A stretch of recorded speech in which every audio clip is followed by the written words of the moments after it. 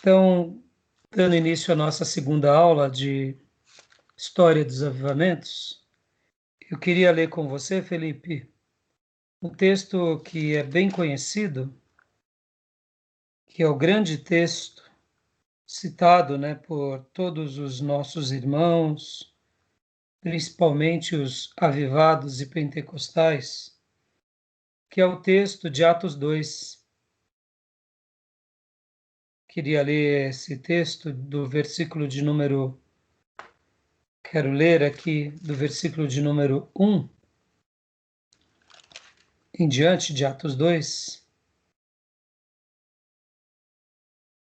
versículo 1 ao versículo 4.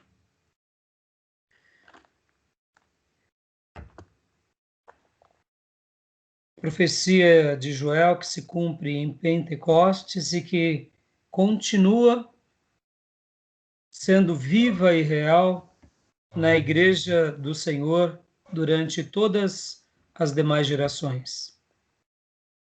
Atos 2, do 1 ao 4.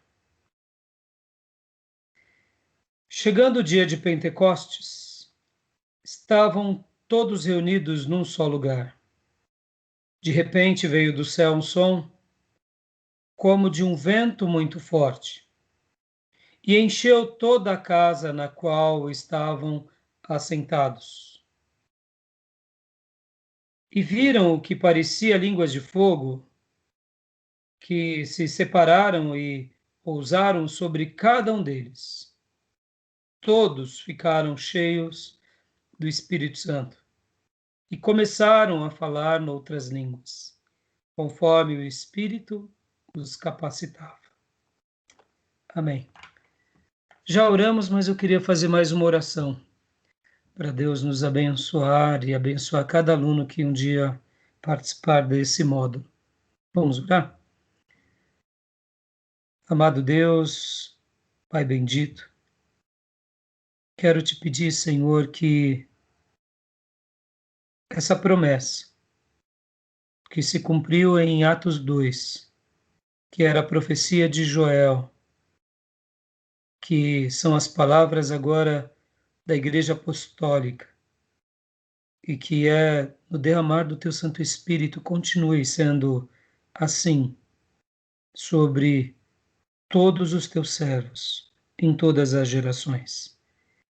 E agora eu te peço também pelo meu irmão Felipe, pela minha vida, por esse seminário, por cada professor e por cada aluno que participará dessa classe, desse módulo.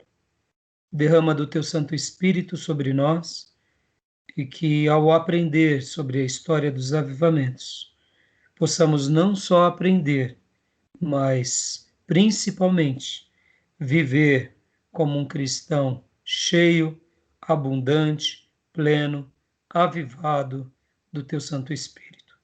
Eu te peço, cumpra isso em nós, para que possamos ser instrumentos do Teu amor na nossa geração e em todas aquelas gerações que o Senhor escolher nos usar. É assim que eu te peço e oro em nome de Jesus. Amém. Amém? E semana passada nós estávamos trabalhando nos slides, eu quero dar continuidade. Só que antes de dar continuidade, Felipe, eu queria mostrar aqui para você algumas tarefas extras desse módulo que eu não passei na semana passada. Quero abrir aqui.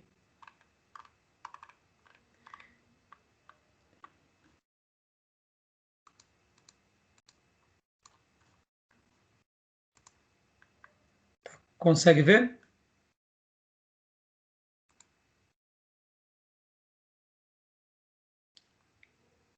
Consegue ver? Consigo. Agora sumiu. Ótimo, voltou, né? Beleza. Sim. Então, para esse módulo, o que você vai fazer? São duas tarefas até o momento. Quais serão de trabalhos extras, né? Temos o livro-texto, que é para ser lido, e temos essas duas tarefas como trabalhos extras. você irá pegar 3 passagens bíblicas do Antigo Testamento e mais 3 passagens bíblicas do Novo Testamento, onde ocorrem avivamentos. E aí o que você vai fazer com isso? Você vai pegar 3 avivamentos no Velho Testamento e 3 no Novo Testamento, e depois você vai comparar essas 6 passagens e ver os aspectos semelhantes em cada história. Vai pontuar. Isso tudo é um trabalho escrito, tá? Depois você vai escrever tudo que aprendeu sobre o avivamento nessas 6 passagens. E depois você vai destacar os pontos semelhantes entre todos. E por último, você vai destacar as coisas que eram mais notórias sobre esses avivamentos e comentar sobre os fenômenos mais importantes e os efeitos que eles geraram. Esse trabalho é para daqui a 15 dias. Então, deu para entender esse primeiro trabalho? Super tranquilo. Depois eu divulgo, passo para você também esse texto. E o segundo, você vai, e os demais alunos, assistir 2 vídeos do nosso querido pastor reverendo, chamado pelos presbiterianos, pastor Augustus Nicodemos, que é Batismo com o Espírito Santo 1 e 2. Nós debateremos em classe. Mais outros trabalhos extras eu vou divulgando durante as aulas, tá bom? Tranquilo? Até aí? Tudo bem? Tranquilo. Então, voltando aqui, semana passada nós falamos sobre os slides, trabalhamos um pouco sobre as definições do que é o avivamento, o significado do termo bíblico avivamento no Velho Testamento. Depois falamos também sobre a palavra, quantas vezes ela aparece no Antigo Testamento, no Novo Testamento, os significados dela. E aí começamos a trabalhar sobre esse material do reverendo Hernandes Dias Lopes, no livro Avivamento Urgente. E começamos a trabalhar o que o avivamento não é. Falamos, então, que o avivamento não era um programa agendado pela igreja, que ele também não é algo que o ser humano faz, mas é algo que Deus faz, está dentro da soberania de Deus. Falamos que o avivamento não é uma mudança doutrinária. Muitas vezes as pessoas entendem que avivamento é quando você é de uma igreja X e aí você vai para a igreja Y, logo, agora eu vou me tornar um cristão melhor e eu vou ser um avivado. Como se fosse mudanças doutrinárias, e a gente aqui diz doutrina, mas na realidade são mais usos e costumes. Não, na igreja que eu ia, podia-se cortar o cabelo, algumas mulheres vão dizer, lá se usa batom e etc. Então, agora eu vou para uma igreja que tem doutrina, ou seja, é mal interpretada até essa questão de doutrina, né? Deixa de ir numa igreja X para ir numa igreja Y, porque na X se faz tais coisas, na Y não se faz. Na realidade, doutrina é ensino, né? Então, a pessoa entende que doutrina, na linguagem deles, eles confundem com usos e costumes. Mas muitas pessoas até mudam de grupos de igrejas achando que o trocar de igreja vai ajudá-los. E depois eles veem que não acontece nada disso. Então, que avivamento não é uma mudança doutrinária. Na realidade, quando a pessoa conhece a doutrina e ela faz valer a doutrina, ela realmente será muito mais abençoada do que qualquer outra coisa. Vida sem doutrina gera misticismo e todo tipo de confusão na cabeça das pessoas.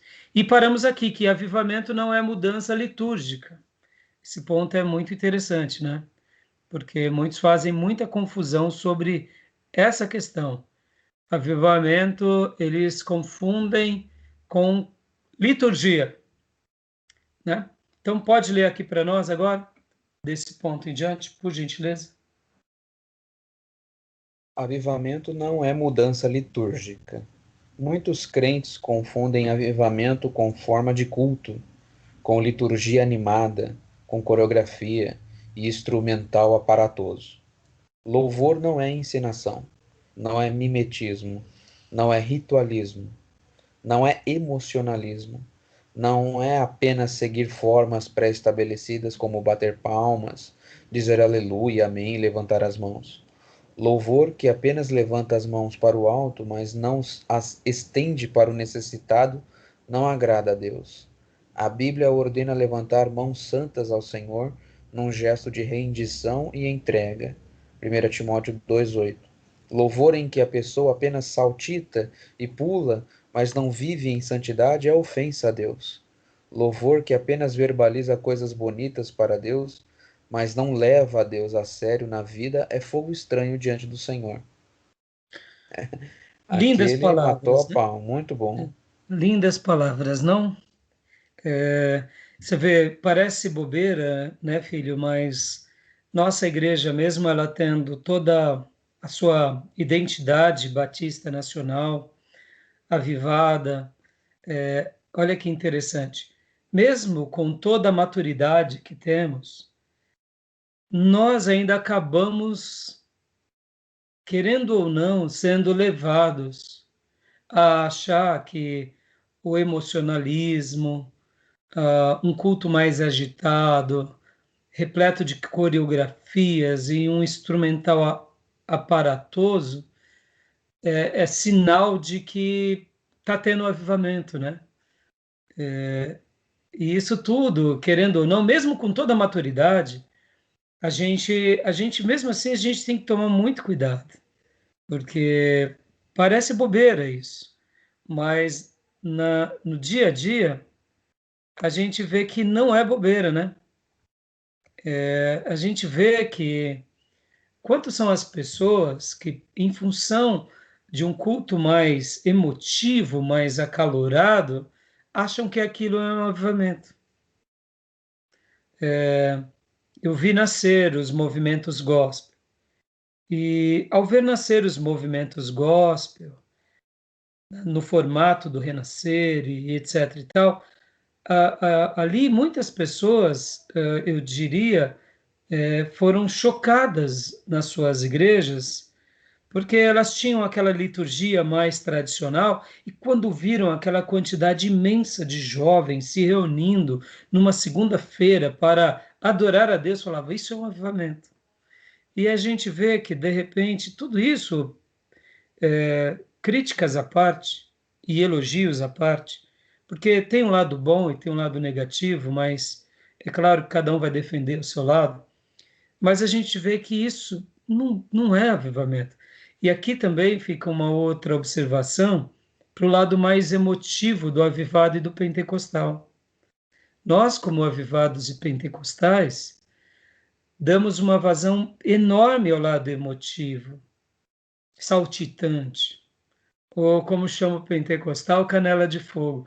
Essas experiências são muito boas e são muito lindas, mas elas não querem dizer que realmente quem passa por isso está passando por um avivamento, né?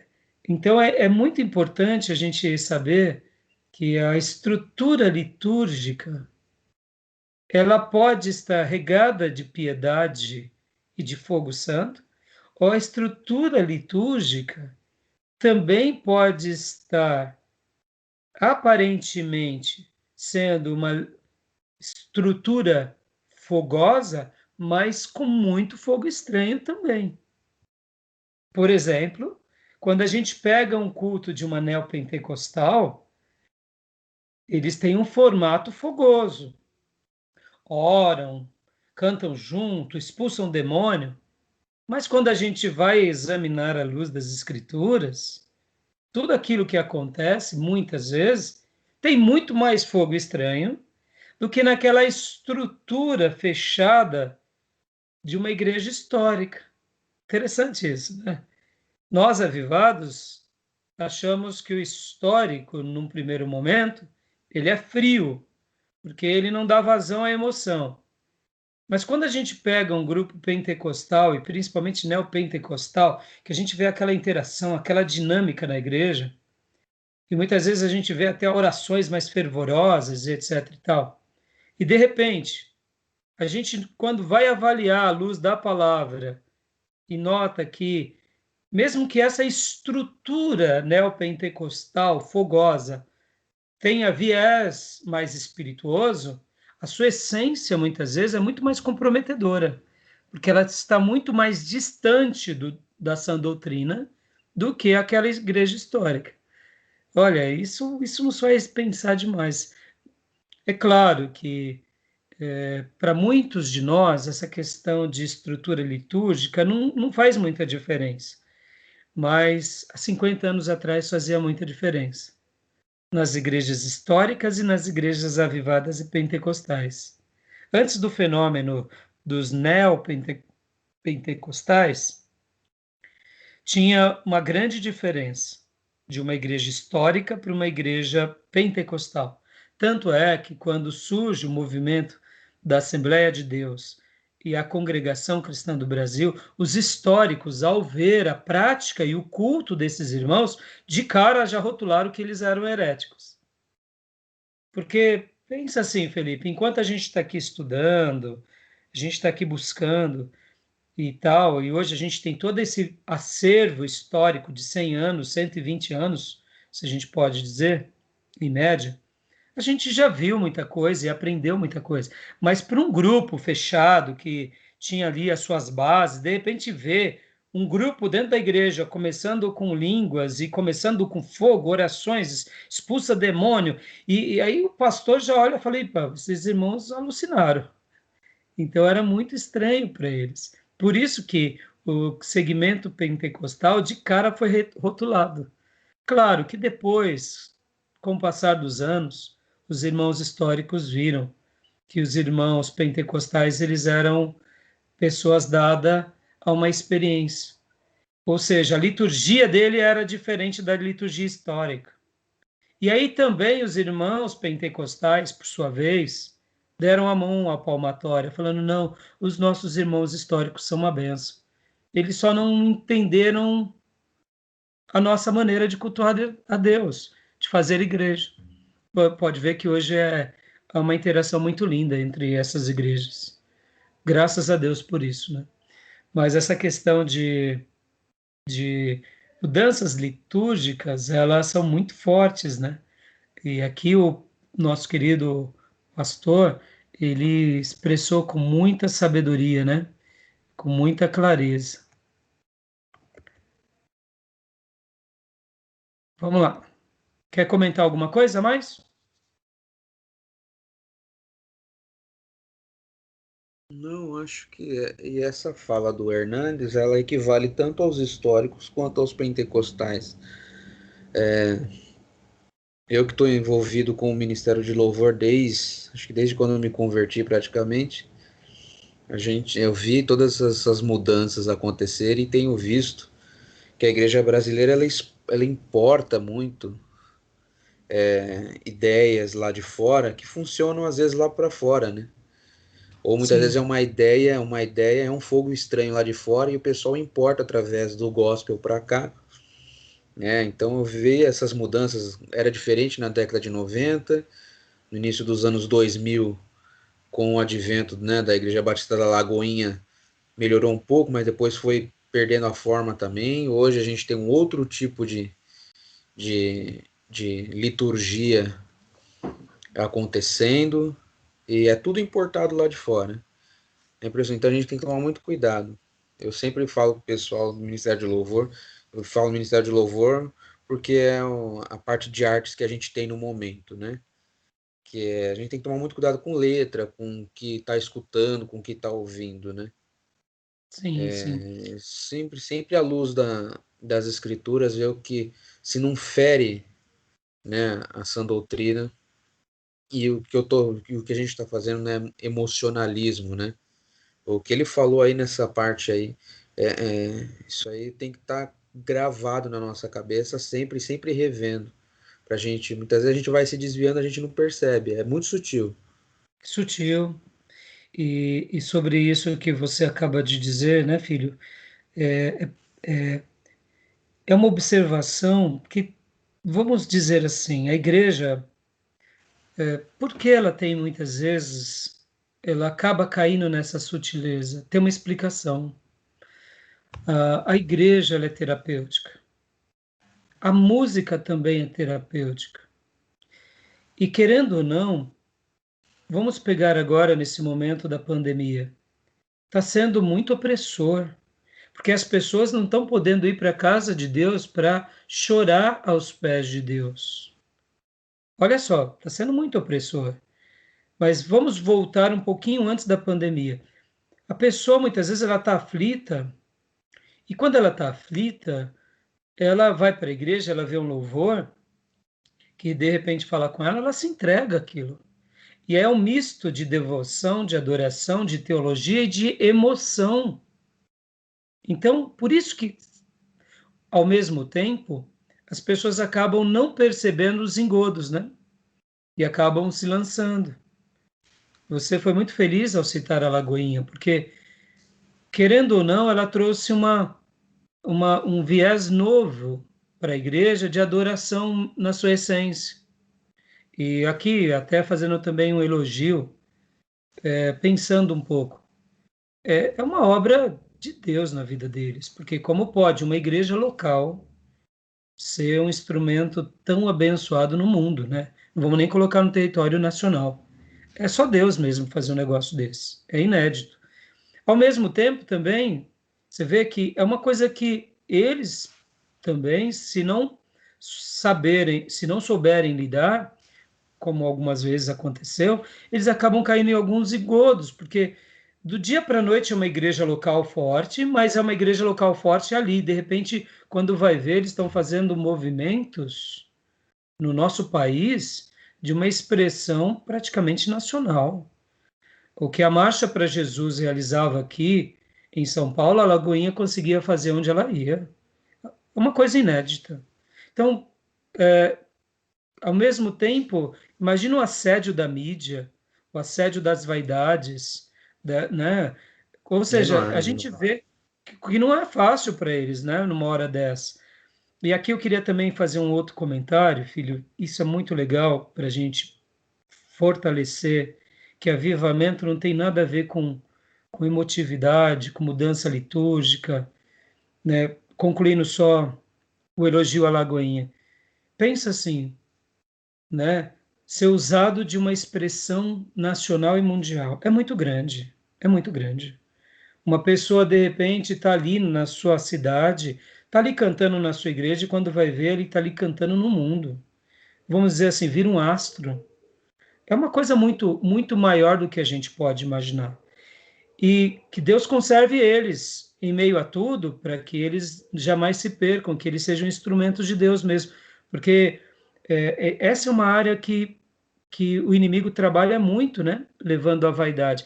E aqui eu queria fazer um comentário bem pertinente sobre isso. Muitos dos nossos momentos que temos como momentos de visitação são puro momentos de emotividade. Nenhum pouco diferente de um show secular que é muito emotivo. Mas o povo de Deus é um povo que está tão imaturo na sua avaliação, principalmente de uma espiritualidade profunda, que se ele participar de um show secular em inglês, e se nós falarmos, ó irmão, isso daqui, hipoteticamente, tá? É um momento de adoração, ele vai acreditar, porque ele se envolve na emoção.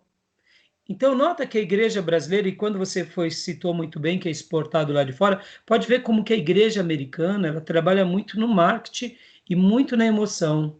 Isso é um Sim, isso perigo aí é. muito grande. Eu até brincava com o pessoal, né? Na escolha das músicas, né? escolhi umas músicas mais agitadas, aí mas não vai colocar nenhuma adoração? Eu falei, como assim? A agitada não é adoração a Deus também? Então a palavra adoração no louvor acabou se tornando música lenta romântica. Para Deus, né? Que Isso. a Então música tudo que que é nós lento e adoramos a estilo Deus romântico é é adoramos um a Deus. estilo, né? Não que é o nosso momento de música lenta na nossa É, adoração para Deus, né? É verdade. Agora, olha só que interessante. É, pode ver aquela minissérie, né, Greenleaf, como eles trabalham na emoção. Como pastor, ele sabe pegar a emoção. E isso é uma coisa que nós precisamos ter muita reverência, porque avivamento não é o despertar da emoção, porque no despertar da emoção, a pessoa pode ser tocada na sua emoção, mas não necessariamente é tocada no seu espírito.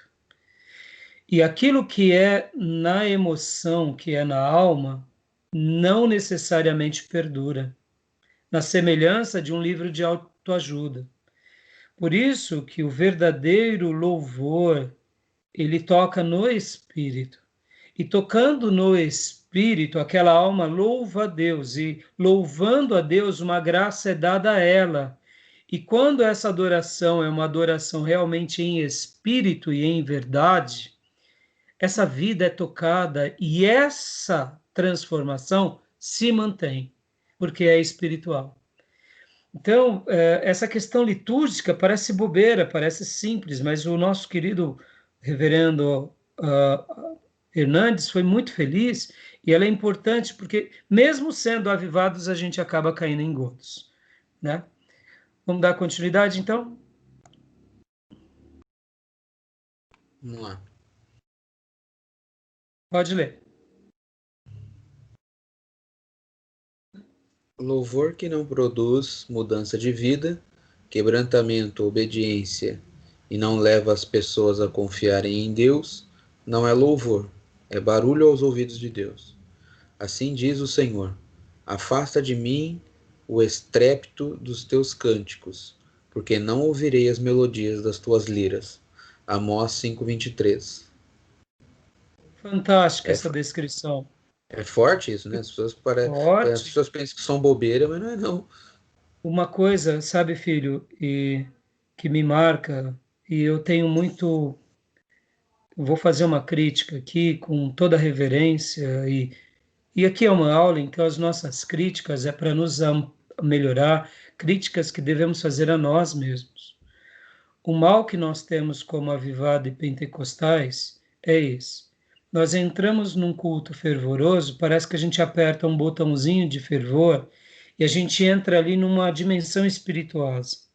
Aí, de repente, a gente sai daquele culto, a gente desliga o botão e volta à vida humana, ou para não dizer carnal.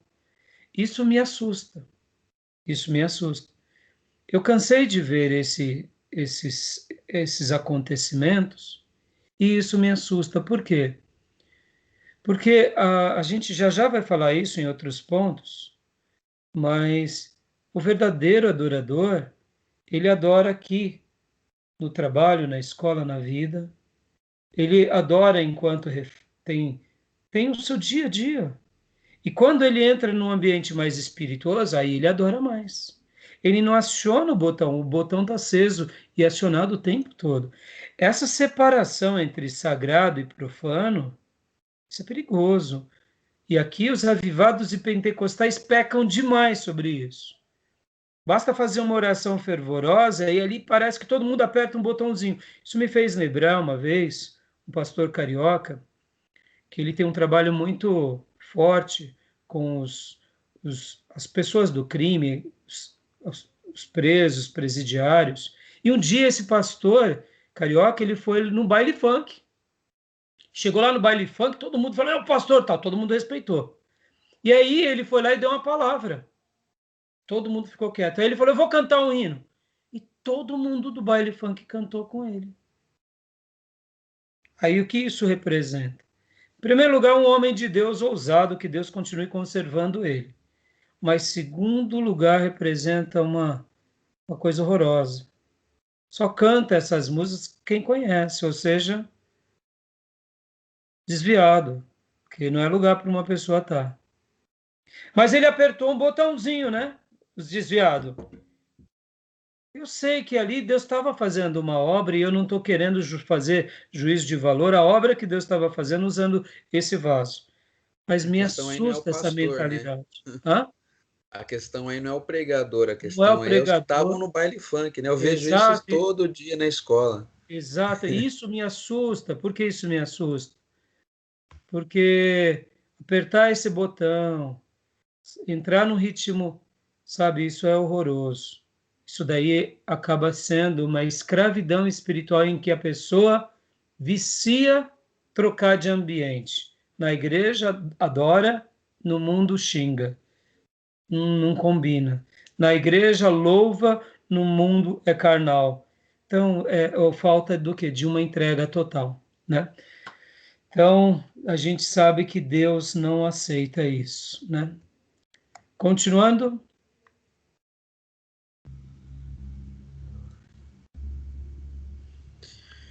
Todavia, é preciso dizer que, embora o avivamento não seja mudança de liturgia, todo avivamento mexe com a liturgia. O avivamento desinstala a liturgia ritualista, cerimonialista, formalista, fria e morta e põe em seu lugar uma liturgia viva, alegre, ungida, onde a liberdade do espírito, sem abandonar a ordem e a decência. Em épocas de avivamento, a liturgia é desengessada e o povo, com alegria e liberdade do espírito, adora a Deus, em espírito e em verdade, sem regras rígidas pré-estabelecidas. Cada culto é um acontecimento singular, novo, onde há abertura para o que Deus deseja falar e fazer com o seu povo. linda essas descrições, porque de fato é isso, há um renovo e aí há uma mudança. Agora, é óbvio que isso é Deus fazendo e não nós fazendo. Temos a nossa participação de querer melhorar, mas quando Deus trabalha, tudo muda. E aqui fica uma citação do Shed, quando ele foi pregar na Lagoinha. No ano de 2000, eu iniciei o meu mestrado lá na Batista de Perdizes, mestrado pelo qual eu não concluí. Inclusive, um dos professores fez uma citação, se eu não me engano, foi lá que eu vi essa frase, que o Russell Shedd, quando ele foi lá na Lagoinha, ele mesmo, ao voltar da Lagoinha, ele diz: eu nunca vi uma adoração tão poderosa quanto eu vi naquela igreja. Ouvir isso do Shedd não tenho o que falar. É um elogio para qualquer ministério de louvor, é, é, agradecer muito a Deus, porque ele, como um pastor batista, uma das maiores autoridades que o nosso país já teve, poder prestigiar assim é lindo, né? Então, você vê, há uma mudança de panorama, há uma mudança. E é claro, é Deus quem faz, é Deus quem desengessa. Nós, seres humanos, temos a tendência de engessar. E tem hora que aqui fica até uma palavra também. Por que nós engessamos? Porque muitas vezes a gente tem medo dos exageros. Então, o excesso do zelo. Por isso que no avivamento é Deus fazendo as coisas e não nós, né? Então, vamos continuar? Avivamento não é uma ênfase carismática unilateral. Pode ler para nós. Não apareceu para mim ainda, pastor. Agora vem. Tá. Muitas pessoas hoje estão limitando o avivamento a milagres, curas e exorcismos, sem observarem a abrangência global da doutrina pneumatológica. Este é um sério perigo. Toda vez que superenfatizamos uma verdade em detrimento de outra, nós produzimos deformações e distorções nesta verdade. Esse ponto, lê para mim mais esse outro. Não, já já. Esse ponto era. parte da minha pergunta na última aula. Lembra que eu fiz várias vezes a pergunta se o Brasil já tinha passado por um avivamento, se curas e sinais, é isso. Esse ponto responde muito aquelas perguntas. Por quê?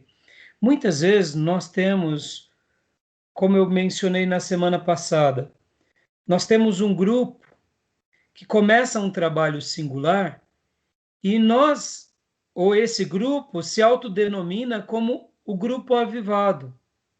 Porque, vamos aqui dar nossa mão à palmatória. O grupo pentecostal, eu particularmente sou apaixonado pelo povo pentecostal, porque quando eu me uno a um grupo pentecostal, eu, eu sou desafiado no meu espírito a aprender a orar mais. Eu sou desafiado no meu espírito a esperar um milagre maior. Quando eu ouço um pentecostal, ou eu me aproximo de pessoas fervorosas e piedosas, que são pentecostais raiz, homens de Deus, sejam eles teólogos ou sejam eles simples, a fé deles de cara me remonta àquela fé bíblica do Velho Testamento, de Elias, de Eliseu, de Micaías, de Jeremias. É lindo, eu me aqueço. Então a gente tem que dar uma palmatória que o povo pentecostal é um povo que Deus escolheu para que eles fossem usados pelo poder. A gente lembra do poder, o verdadeiro poder. O neopentecostal, na minha opinião, me permita, talvez meus futuros alunos vão falar, pastor, o senhor não gosta de neopentecostal? Não, eu não gosto da doutrina neopentecostal. Eu sou contra a doutrina neopentecostal, o modelo de igreja. Na minha opinião, eles pegaram o que funciona da igreja histórica, o que é bonito e fogoso da igreja pentecostal e uniram num grande formato mercadológico profissional e fazem disso um meio para ganhar dinheiro. Ponto final. Para mim, a igreja neopentecostal, essa é a síntese que eu dou. Sem medo de errar. Por outro lado, é Deus quem vai julgá-los, e então eu deixo. Mas voltando, então quando eu vejo e por que eu falo que o neopentecostal não? Porque eles dissimulam o poder, eles dissimulam as coisas, eles não são leais como o povo pentecostal. O povo pentecostal pode errar na ingenuidade, mas o neopentecostal erra na malandragem, na sagacidade. Então, eu acho que os neopentecostais, eles deixaram muito, eles poderiam montar empresas, negócios, eles seriam ricos do mesmo jeito e não maculariam a fé. Mas é assunto para outra demanda. Mas voltando, a igreja pentecostal, na minha opinião, é essa igreja que tem o poder. Assim como a igreja histórica é a igreja que tem a sabedoria. E alguns movimentos avivados, aí sim, eles têm a sabedoria com fervor. Aí outros grupos avivados têm um louvor poderoso, por exemplo. Então, cada igreja tem uma característica, cada igreja tem uma beleza, cada igreja. Então, por que eu estou falando isso? Quando alguém pega isso, seja o movimento avivado que Deus está usando na música, e fala, tá vendo? Aqui está tendo um avivamento. Ou seja, o movimento pentecostal, e fala, tá vendo? Aqui está tendo um avivamento. Isso, sem perceber, acaba sendo uma ênfase carismática unilateral.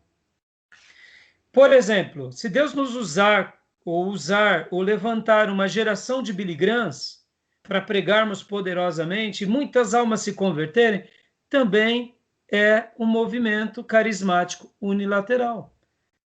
Pastor, mas então o senhor está dizendo que se formos usados por uma grande comunicação, e nessa comunicação estarmos ganhando milhares de vidas e etc e tal, e que isso não é avivamento, eu quero te dizer, não, não necessariamente é o avivamento.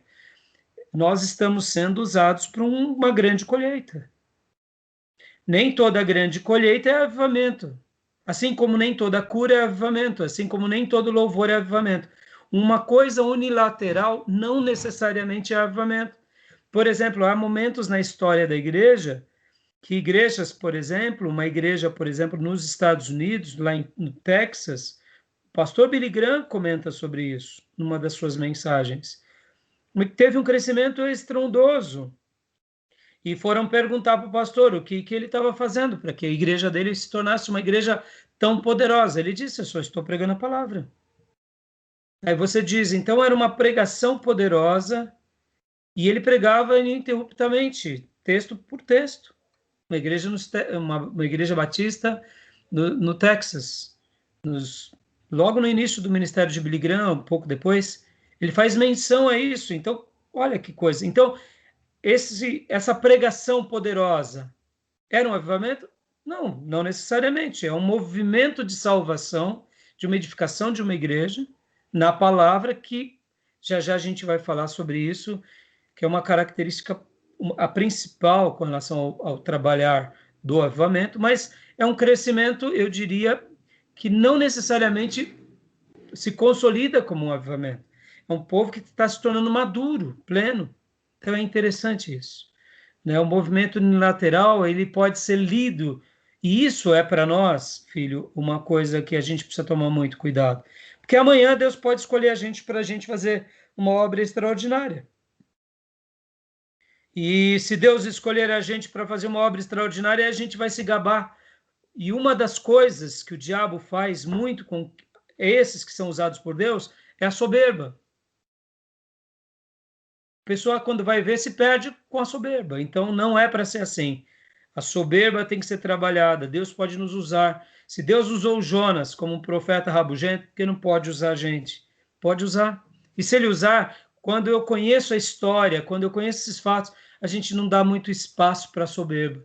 A gente se entrega nas mãos de Deus e diz: sim, Senhor, me usa, porque aqui é a tua misericórdia. Sabe aquela ideia de que o avivamento acontece porque eu me dedico mais? Não, o avivamento acontece ou eu sou usado poderosamente porque Deus assim o quis.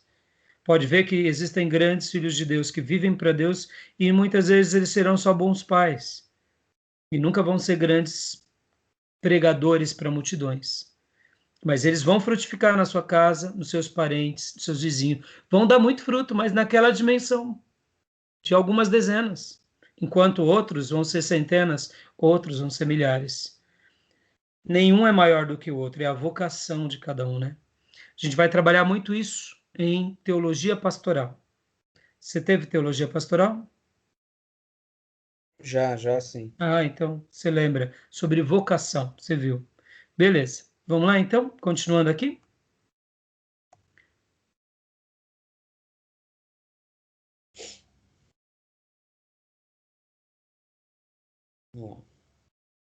A igreja hoje está correndo mais atrás de sinais do que atrás de santidade.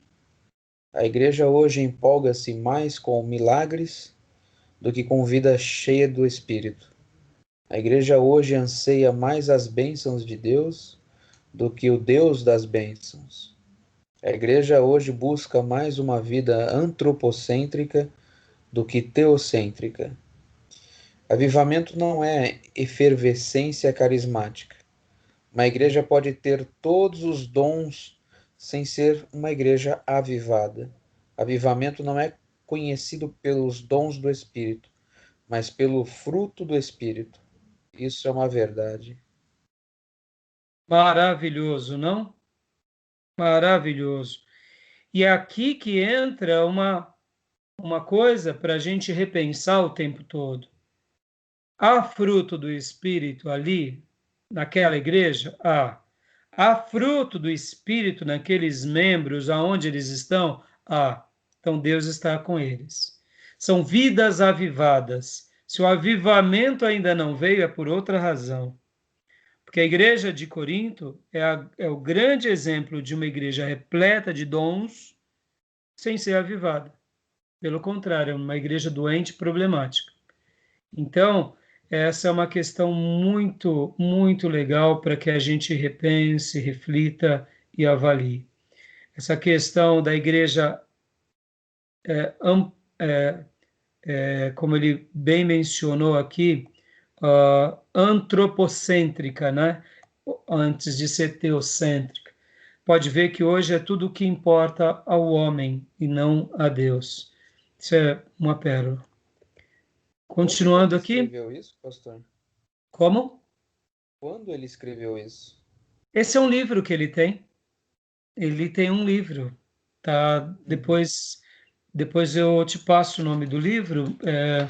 Esse livro é um livro Porque é de que já uma, tem um é uma tempinho. fala tão atual, né? Sim, sim. Ah, e detalhe aqui, uma outra coisa que ele coloca, Fê, sobre essa questão de milagres, né?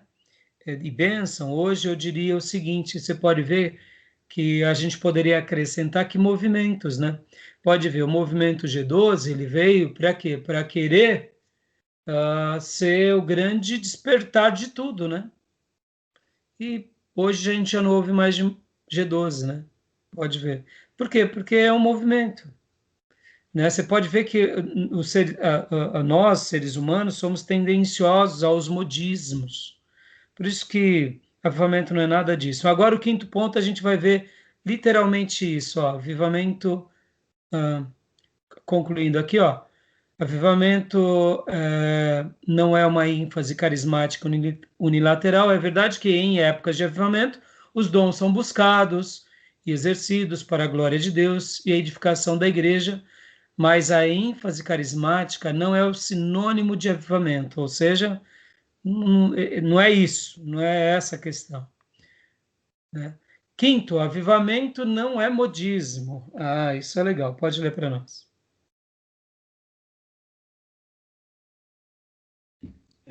Muitos crentes, por desconhecimento, se posicionam contra o avivamento, porque acham que ele é a mais nova onda da igreja.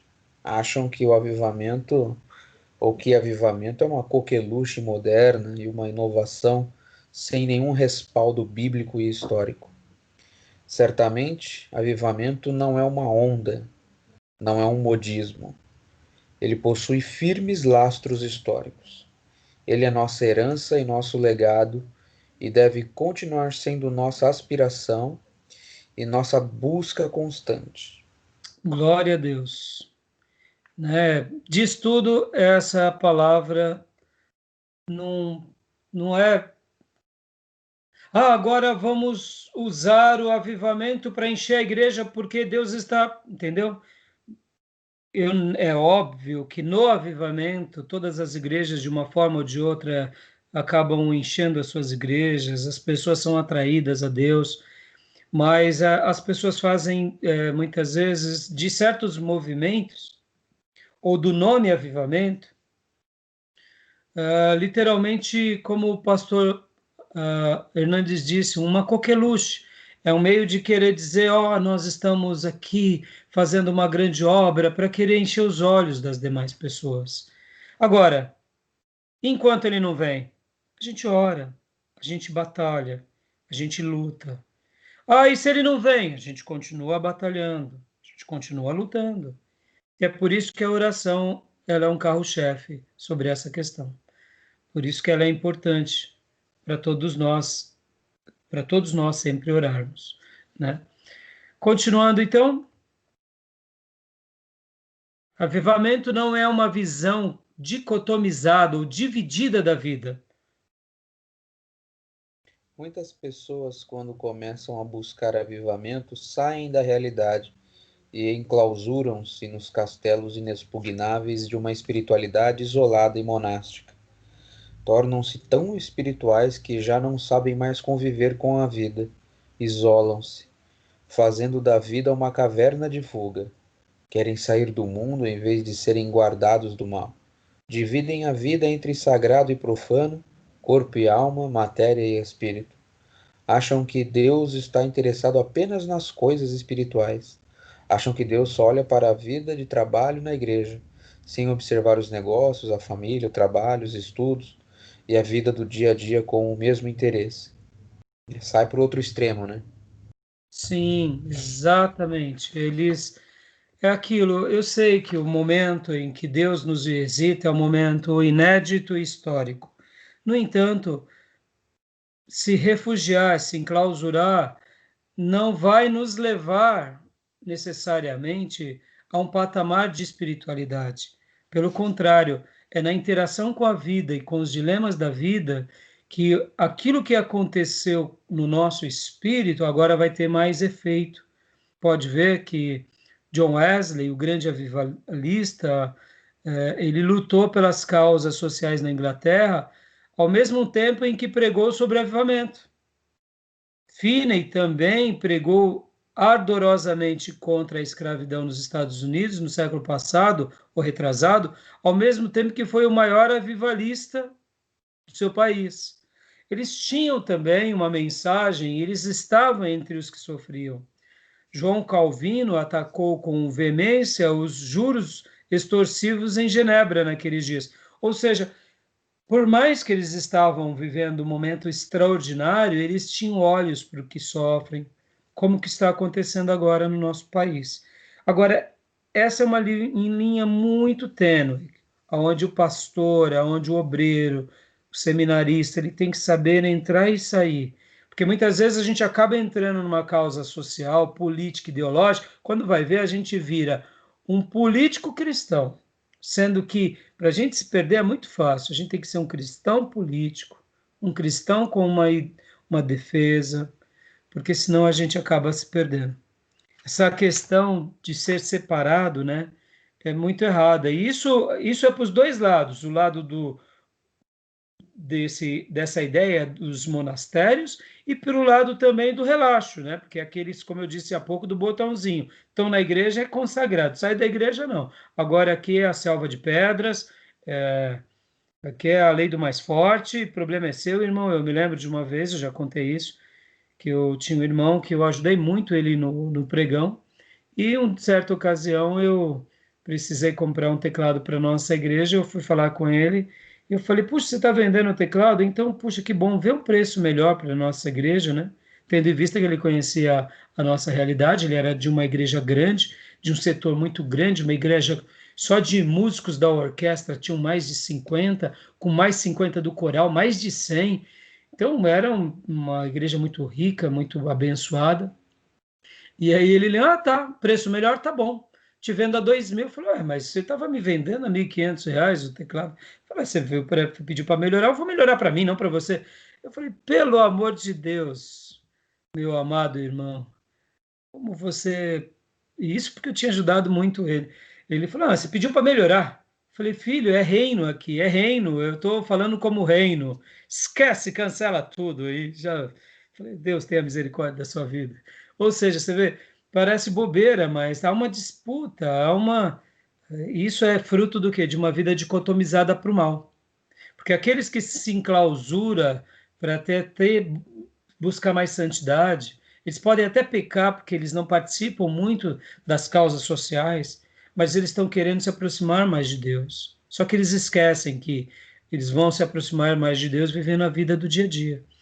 E aqueles em que de fato se enclausuram, né, aqueles que de fato vivem o oposto, né, essa vida de relaxo, ah, entre que, não, na igreja eu sou santo, fora da igreja eu vivo a minha vida, acabam se afundando também, né, porque né, fazem essa separação, essa dicotomia, né.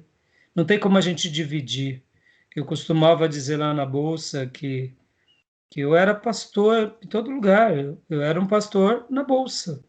Como eu sou um pastor em casa, como eu sou um pastor na igreja, como eu sou um pastor quando eu vou correr, quando eu vou fazer o meu Cooper, ou vou jogar meu tênis, eu continuo sendo pastor. Não tem como dizer, o pastor é quando está de gravata, né? Não existe essa separação, porque o Espírito Santo não se afasta de mim. Então, como eu posso negar isso, né? Parece simples isso, mas muita gente vive assim.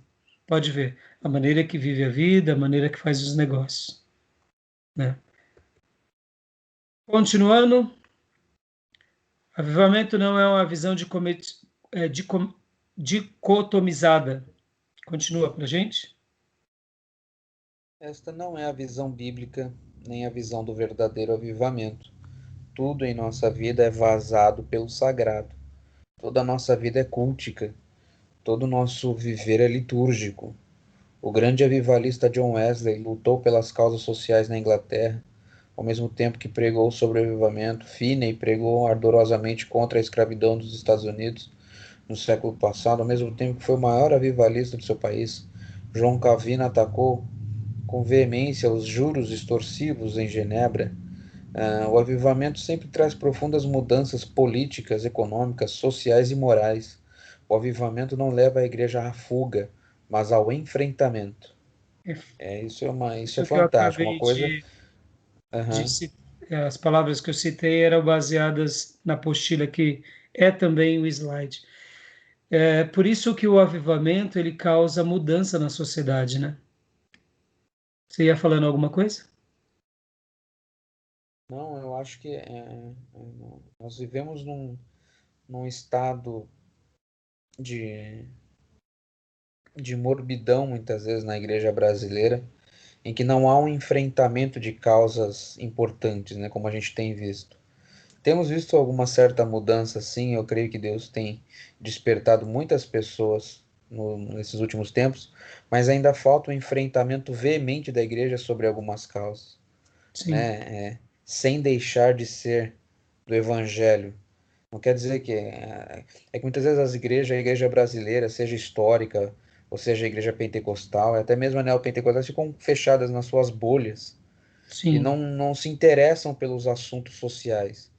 Poxa, sim, nós sim. somos um país onde a gente se orgulha de dizer que tem um aumento da igreja evangélica no Brasil, mas há um aumento de corrupção, um aumento de bandidagem, um aumento de tudo que é ruim. Então, eu me pergunto sempre o que está de errado em nós. Por que E, que o aumento da igreja protestante no Brasil não causa uma mudança real na nação, né? e aqui eu penso que é por isso que a gente está aqui. E por isso que a gente tem que fazer a igreja à luz das Escrituras, para refletir e falar aonde eu quero fazer a minha parte. Porque se o sal aumenta e ele não salga, tem alguma coisa de errado. Se a luz aumenta e ela não está no velador, tem alguma coisa de errado, né? É Então, sal filho, dentro do vamos. saleiro não serve para nada, né? E quando não, muitas vezes insosso, né? Sal sem sabor, Essa, né? só serve para ser pisado. E o último ponto aqui, para a gente dar uma pausa, quero ler com você, é esse daqui. Avivamento não é campanha de evangelização. Não podemos confundir avivamento com campanhas evangelísticas. Avivamento é para a igreja, pessoas que já têm vida. Evangelização é para o mundo, pessoas que estão mortas em delitos e pecados. Avivamento é para crentes, nascidos de novo. Evangelização é para pecadores inconversos. Na evangelização, a igreja trabalha para Deus. No avivamento, Deus trabalha para a igreja. Na evangelização, a igreja vai aos pecadores. No avivamento, os pecadores correm para a igreja. Na evangelização, os pregadores apelam aos pecadores. No avivamento, os pecadores apelam aos pregadores. Eu quero dar uma pausa agora aqui. Eu quero Tá bom. retomar já já para a gente voltar, porque eu quero tentar parar essa gravação antes de uma hora para poder utilizá-lo no nosso canal do Instagram, para a gente poder Tá, fazer mais divulgação. Então, eu vou dar uma pausa aqui, a gente volta já já, tá bom, filho? tá bom. Eu vou parar aqui a gravação, a gente já volta. Logo na Ok. sequência. Não, vamos tirar os 10 minutos de intervalo e a gente volta nesse slide e conclui, tá bom? Tá bom. Tá ok. Fechado, então. Até já. Até já.